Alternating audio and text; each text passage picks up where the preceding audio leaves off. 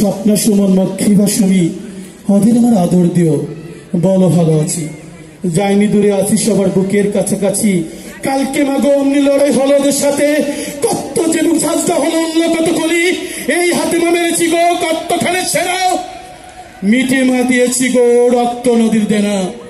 মাগো তোমার হাতের মুড়ির মোয়া খাই না কতদিন, দেখি না যে মুক্তি তোমার বুক করে চিনচিন। কালকে মাগো আসবো বাড়ি, লাল পেরের হলুদ শাড়ি পরে তুমি থেকো, লাল গোলাপের বাগানটাকে যতন করে রেখো। ধন্যবাদ সবাইকে, আসসালামু আলাইকুম।